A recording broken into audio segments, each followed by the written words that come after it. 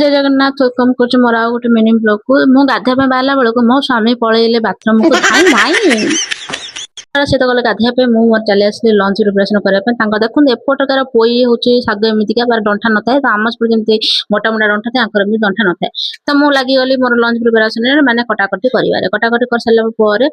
ये आलू बैगण कखारू सब काटी नहीं तो काटी सैड कर थोड़ी थोई सारापर आसला बेलू मुझे पलैली गाधेवाई तो गाधे आसिक गुण ठाकुर पूछती मुझे आसिक ठाकुर प्रणाम करदे गुण मध्य चंदन लगेदे मोर ठाकुर रखा सेटअप किसी माने जेहेतु मोर रूम रे जगह नहीं तो जी जगह अच्छे एडजस्ट कर पलि आसली रोसई घर को धाई धाई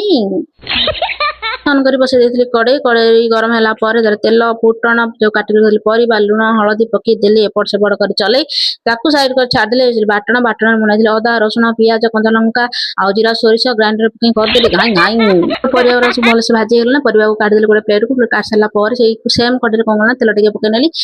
टमाटो और लुण टे पकई सब चल जमी टमाटो भल भाव कषि टमाटो भल भाव कषि सारापर से कौन कला जो बाटी मसला देकी भल भाव चले चले भल भाव कषि नेली किसी समय कषि सारापर जो माने काढ़ी रखी परिवा सब पकईकी भल भाव एपट सेपट भल भाव पुणी कषि नेली मसला पानी मरज पानी दे घोड़े छाड़ी नेली देखल नंडा मुंडे चुटी ना पानी चलती सागे एमती कह लुण सांगे टे लगिनेली पुणी गाड़ी देखला बेलू मोर अल्प किसी पानी परिवा बेसी सीझुनी तो ये कौन कल पोई पत्र जो काटिक रखी सब पकईदेली एपट सेपट चलैकी किसी समय घोड़े छाड़देली ये मोर होगा पोई राई ये कौन गुण दीटा मतलब अंडा आनी देते कहले मो आमलेट दीटा कर दियो तो मुझे आमलेट करदेली कर सारापर बाढ़ी खाया देदेली खाया दे सारापर मोर तो गोटे टेंशन जे केमी माने रोसे सर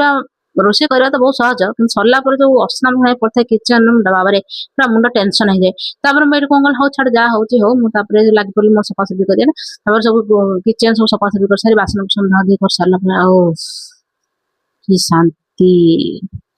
जब मो वीडियो भल लगे लाइक कमेंट शेयर करेंगे जो मैंने मो चैनल को सब्सक्राइब करना सब्सक्राइब करना रही जय जगन्नाथ बाय बाय देखा नेक्स्ट वीडियो रे।